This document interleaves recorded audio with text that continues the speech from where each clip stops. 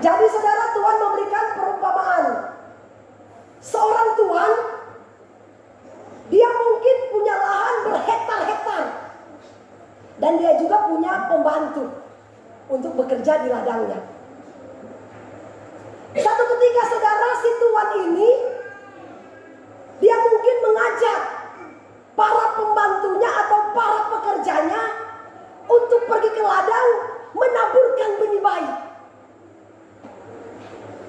Setelah mereka selesai menabur, apakah yang terjadi?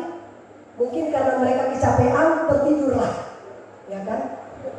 Nah saudara, kata Alkitab, pada waktu orang-orang ini atau tuan dan para pelayan atau pembantunya sedang tidur, tiba-tiba datanglah si jahat menaburkan benih yang lain. Itulah benih si jahat. Ketika saudara benih itu mulai bertumbuh,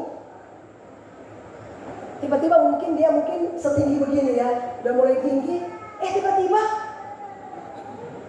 muncul juga benih yang lain, itulah lalang. Terus para pelayannya katakan begini, Tuhan, bukannya yang kita tabur ini benih baik, kok bisa ada benih yang lain juga tumbuh? Tiba-tiba Tuhan itu katakan begini, mungkin si jahat yang menaburkannya. Nah, saudara perhatikan baik-baik ya. Apa kata si para pelayan ini? Tuhan, kalau begitu begini saja. Biar kita bersihkan yang lalang-lalang ini supaya benih yang baik itu bisa bertumbuh dengan bagus. Terus apa jawab si Tuhan? Nggak usah. Biarkan mereka tumbuh bersama-sama. Benih baik dan benih si jahat, Tuhannya bilang biarkan aja mereka tumbuh bersama-sama. Nanti pada masa menuai baru kita pisahkan benih baik dan benih si jahat. Saudara, apa maksud daripada ayat ini? Saudara perhatikan baik-baik. Tuhan itu berbicara Bapa di sorga. Benih yang baik itu berbicara firman Allah. Dan Bapa punya para pelayan. Itulah hamba-hamba Tuhan, para pendeta. Bahkan ada jemaat-jemaat yang dipakai oleh Tuhan untuk melayani Tuhan, menaburkan benih-benih baik di dalam hidup kita. Tetapi ternyata saudara, setan juga tidak pernah tinggal diam. Ketika saudara dan saya tidur, artinya tidur rohani. Kalau tidur rohani begini, tadinya kita rajin gereja, jadi malas, ya kan? Jadi setan mulai menaburkan benih-benih yang lain, mungkin juga benih tersinggung. Ketika hamba Tuhan menyampaikan firman saudara, setan itu mulai membelokkan arah firman itu, sehingga membuat jemaat tidak mampu nangkap, tidak bisa nangkap, sehingga firman Tuhan susah masuk dalam hati. Artinya setan membuat supaya firman Tuhan yang disampaikan itu bukan memberkati jemaat, malah membuat jemaat tersinggung. Mulai begini, pendeta ini singgung terus. Setiap kali hari Minggu datang, singgung. Saudara, saya kasih tahu ya, kalau dosa harus disinggung. Amin. Bagaimana kita akan tahu kesalahan kita, kelemahan kita, dosa kita, kalau hamba Tuhan aja tidak berani menyampaikan firman yang keras di atas mimbar? Dia bukan hamba Tuhan, lebih baik jadi hamba setan aja. Ya toh? Kalau misalnya saya contoh, saya bilang begini, ayo saudara, mari kita pergi berjudi. Kira-kira Mama Gerald, saya pendeta sesat atau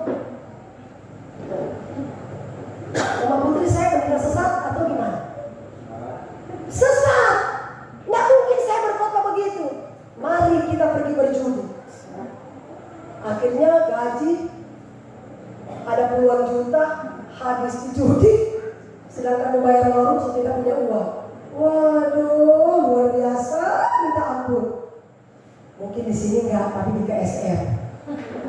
Ya, di sini mungkin enggak. Datanglah yang punya warung sama saya. Ini di KSM saudara. Ibu pendeta, tolong tegurkan si bapak ini. Bayangkan Bu, gajinya besar, dia pemanen, gaji besar, tapi Bu, dia tidak mau bayar hutang. Terus saya lihat ternyata apa? Dia ada di tempat perjudian. Kalau kita punya hutang harus dibayar. Kita mau jadi berkat, ya kan? Ya. Mau hutang besar, mau hutang kecil, belajar bertanggung jawab. Ya, saya bukan menyinggung, karena ini fakta yang terjadi. Ya, nggak mungkin saya berkata begini. Ayo saudara, hutang-hutang aja nggak usah dibayar. Oh, saya pendeta sesat nanti orang-orang bisa lempar saya. Ini pendeta sesat itu mengajarkan seperti itu, iya kan? Ini kan kebenaran, ini fakta saudara. Ya, ini fakta. Kita harus buka paradigma kita. Makanya saya bilang sama suamiku, kalau kamu ada hutang Pak, mau itu 1.000 rupiah pun ingat. Ingat saudara, jangan, kata suamiku. DP hutang sudah banyak, lari saja, sembunyi di salitan. Jangan sampai orang baru melihat saya. Wah, sudah pindah perusahaan lain, hutangnya masih menumpuk. Orang Kristen harus cari berkat. Amin. Belajar bertanggung jawab. Karena Alkitab yang katakan saudara, jikalau kamu setia dalam perkara yang kecil, Tuhan akan percayakan kita perkara yang besar. Kalau hal-hal kecil aja kita tidak setia, bagaimana Tuhan akan percayakan kita kekayaan yang besar? Dari hal kecil aja kita nggak setia, nggak jujur, iya kan? Tuhan nggak bakal percaya saudara. Itulah benih-benih setan yang menaburkan ilalang. Karena kita kan nggak pernah gereja, jadi setan kasih tabur, kasih roh hutang kamu, cak, tambah timbul lagi. Setan kasih roh iri hati, cak, aduh, nggak boleh lihat orang pakai kalung, oh dia juga mau pingin pakai anting, tambah kalung lagi. Nah itu kan roh iri hati, ya kan? Nggak boleh orang lihat pakai baju bagus, bagus sekali. Pak, saya mau beli baju baru lagi, Pak ya. Hutang kita sudah banyak. Persetan, itu orang Kupang bilang. Makanya setan datang terus. Gara-gara dia panggil persetan kan. Kan kayak gitu. Nah seperti itu saudara. Ya, makanya melalui khotbah saya ini, jangan pernah rohani kita menjadi tidur. Amin. Hati kita ini harus tetap terus diisi dengan firman supaya kita bertumbuh. Kalau pendeta berkhotbah di depan bukan karena kami ingin singgung, tidak. Kami cuma mengajarkan kebenaran, ya kan? Apa yang tertulis dalam Alkitab. Saya ulang-ulang kali bilang, tidak mungkin saya berkhotbah, saudara mari kita berzina. Mari kita berjudi. Kan gak mungkin saudara. Apa yang tertulis dalam Alkitab, itulah yang kami ajarkan. Saudara saya kasih tahu, firman Tuhan katakan begini. Banyak yang terpanggil, sedikit yang terpilih. Banyak yang terpilih, tapi sedikit yang setia. Ya toh? Banyak katanya yang setia ke gereja, banyak yang terpanggil saudara, tetapi pada akhirnya dia bilang, tetapi cuma sedikit yang terpilih.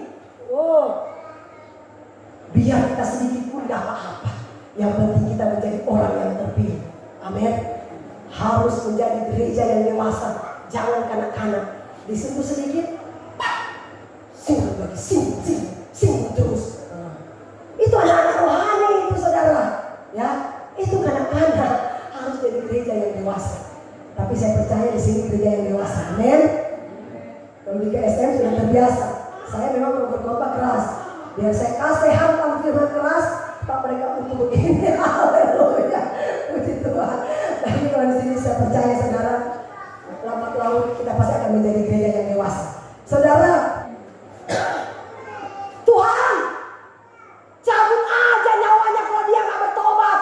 Tuhan bilang jangan, ya. Kalau ada suami istri, contoh, istri yang setia, istri yang taat, istri yang rajin, istri yang melakukan firman Allah, Tuhan cabut aja di suami ini. Tuhan bilang jangan, biarkan mereka tumbuh bersama-sama. Nanti kalau kamu cabut, nanti si istri bisa sakit hati. Tuhan, saya sudah setia, kenapa Tuhan ambil kita punya suami? Kan begitu. Itu kan yang Tuhan bilang. Jangan, saudara. Tetapi Tuhan berkata, anggaplah ini Tuhan, ya Tuhan. Jangan, sebab mungkin mungkin gandum itu juga ikut tercabut pada waktu kamu mencabut lalat itu. Nah, seperti contoh saya bilang, dalam suami istri yang setia, toh suami enggak. Aduh, cabut aja di suami ini, enggak setia dia. Tuhan bilang, jangan, biarkan aja dulu mereka tumbuh bersama-sama. Iya toh? Nanti pada akhirnya Tuhan bilang, kalau pada akhirnya ketika Tuhan menjemput saudara dan saya, Tuhan bilang, kumpulkan gandum, kumpulkan lalang. Gandum masuk ke dalam kerajaan surga, tapi lalang dibuang ke api neraka. Ya toh? Artinya orang jahat dengan orang baik, Tuhan bilang, biarkanlah mereka tumbuh bersama-sama. Kadang-kadang saya melihat itu, doa, bertobat di orang ini, mati aja dia. Biasa kita begitu, betul nggak? Tapi jangan begitu kita ya, doakan. Ya toh? Manusia kan kalau sudah marah begitu nggak bayar hutang. Ya toh? Biasa begitu. Saking kesalnya ya toh. Tapi Tuhan bilang, biarkan aja mereka tumbuh bersama-sama. Nanti pada akhirnya, coba terakhir. Nah, biarkanlah keduanya tumbuh bersama-sama sampai waktu menuai. Pada waktu itu, aku akan berkata kepada para menuai, kumpulkan lalang itu dan ikat berkas-berkas itu dibakar. Dibakar maksudnya dibawa ke api neraka. Ya. Kemudian kumpulkan gandum itu ke dalam lumbung itu kerajaan surga yang kekal. Amin. Makanya jangan iri hati dengan orang yang tidak setia, saudara, jangan iri hati. Tetap aja kita pegang keimanan kita kepada Tuhan. Orang mau pengaruhi juga jangan mudah dipengaruhi. Tetap kita pertahankan. Amin. Supaya ketika nanti pada hari Tuhan nanti Tuhan bilang, aku akan kumpulkan orang-orang yang setia kepada Tuhan. Amin. Haleluya. Tuhan berkati kita.